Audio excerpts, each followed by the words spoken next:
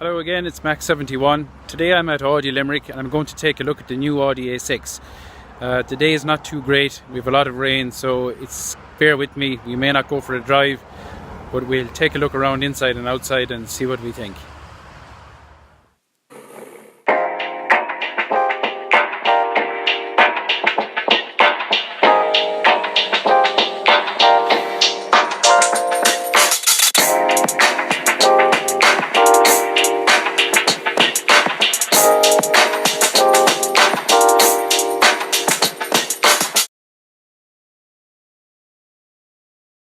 Looking at the outside of the car, we have new detail on the lights at the back, where you have these LEDs running across, and very nice detail on the car.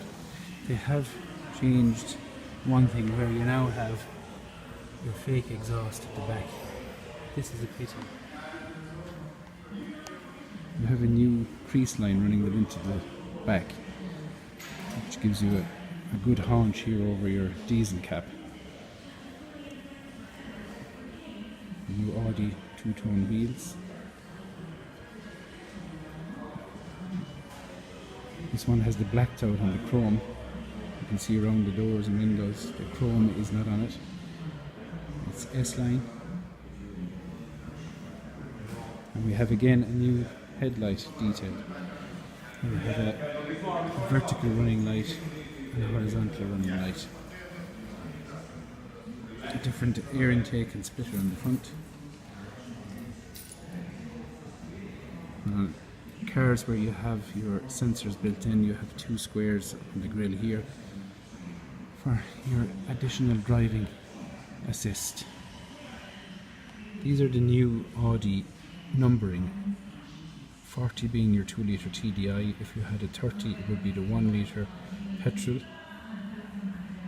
50 then is your 3 litre. And you'll see a big difference between these two cars.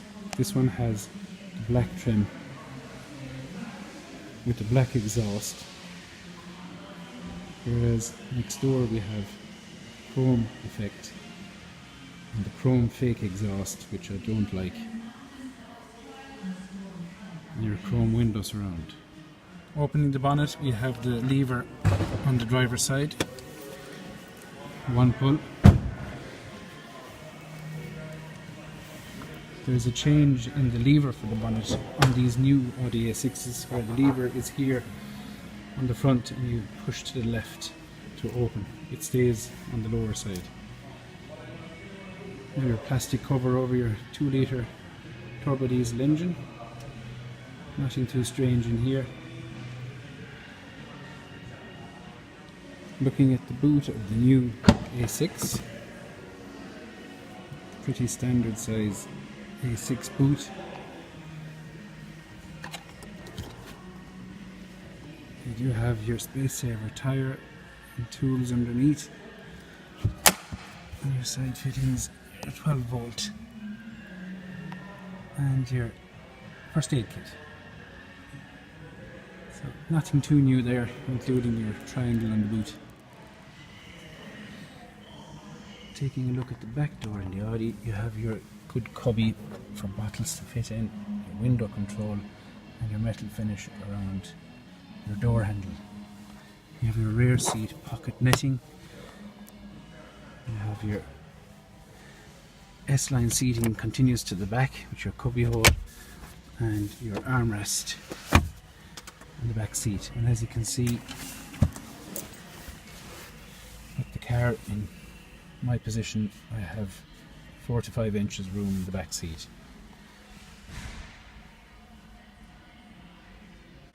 With the new dash, the Audi has become a tech fest in the front, and you will see that when this is lit up, everything is controlled down through touch screens. Looking at the door, then it's pretty much the same as the previous Audi, with your lock selectors here, your door opening. This has a brushed metal finish, which is quite nice. You have your boot release, your mirror controls and your window controls with your separate rear locks. When shutting the door and reopening, you'll notice that pulling the handle, the door opens electronically, so the lock moves electronically once the handle is pulled. It's no longer a mechanical function. This is an S-Line model, as you can see by the S on the steering wheel. The steering wheel hasn't changed a lot, it's still very Audi-esque with your familiar controls and views for radio, telephone, all the rest. You have your cruise control is in the usual position, indicators and your wipers. This one does have the gear up, gear down selectors on pedals behind the wheel, which are on the wheel, and your light selectors. Selector on your steering wheel for your center screen to give you your different selections, such as your radio, your driver assist and your nav, and your general computer, which tells you the various things about your car, all controlled from the left hand side of the steering wheel. So here we have the new top screen in the Audi. It's where you have tiles where you can select by touch. If you want to go to radio, go back to home, your telephone, no device connected.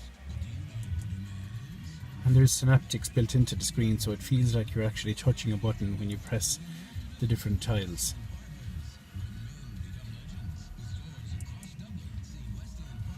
Very clear screen. Moving down to the second screen, or lower screen just in front of your gear selector, you can see the aircon controls are also now digital, which is sweeping up and down to get your temperature changes on your. Again, you have synaptic touch on this screen, your aircon, your heated seats. I do find all of this fiddly, so if you are driving your car, it's taking your attention away from the road to get your hand down here and to find where your finger should be without having a button or something to feel. On the bottom left you have your drive select, which brings you to the top screen for your efficiency, comfort, auto, dynamic and individual.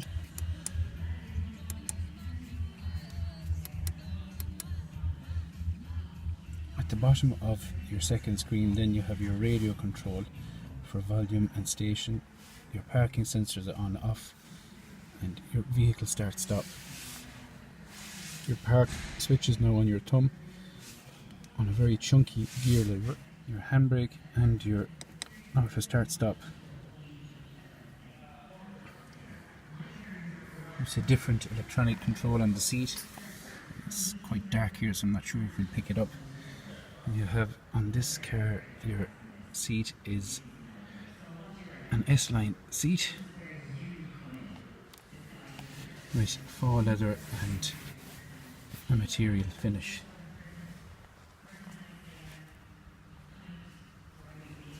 Your bonnet release is in the usual place by the pedals. Driving the car then, I find that you need to set the car up to what you want it to do before you move off. I find a lot of these new controls, as you don't have buttons, it's hard to get your hand on what you want to change. So you need to have things set up before you start driving, such as your air conditioning, your heated seats, anything you need to touch really. Previous generation A6 2-litre 190 Ultra were not short on power, and this new one with your 202 horsepower is much the same. It's punchy, it hits you in the kidneys when you accelerate, and you're never really stuck for power. With the automatic gearbox, everything just seems to work smoothly and seamlessly together. You don't feel gear changes or anything like that, and the car is a joy to drive. In these new Audis there is a hybrid technology involved, where on the 2-litre or the 40 badged you have up to 10 seconds of coasting with the engine switched off during cruise. On the 3-litre or the 50 badged you can cruise for up to 40 seconds with the engine switched off with this hybrid technology. It is only an entry-level technology, and I'm sure that's going to develop over the coming years. At the recent Paris Motor Show, the Audi e-tron was revealed, which is an SUV all-electric vehicle. So this is, I suppose, a glimpse into the future as where we're going with modern cars, and we are going to have to embrace this electric, or at least a hybrid powertrain. So back from the drive with the Audi A6, we set the electric handbrake, and the car is a fantastic car, there's no doubt about it. As I said, I don't think any manufacturers are making a bad car these days. So the 520 diesel from BMW, the Audi A6, all doing quite a similar job in somewhat different ways with different interiors, but excellent cars. And I can't fault the A6. It's a good businessman's car. It's going to be a motorway muncher.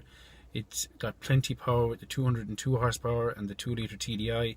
I'm sure with the 3-litre TDI you must have ocean. So that's it for today. I've been Max71. Please subscribe and like the video and comment below. Try to do another video soon. Thank you. Bye now.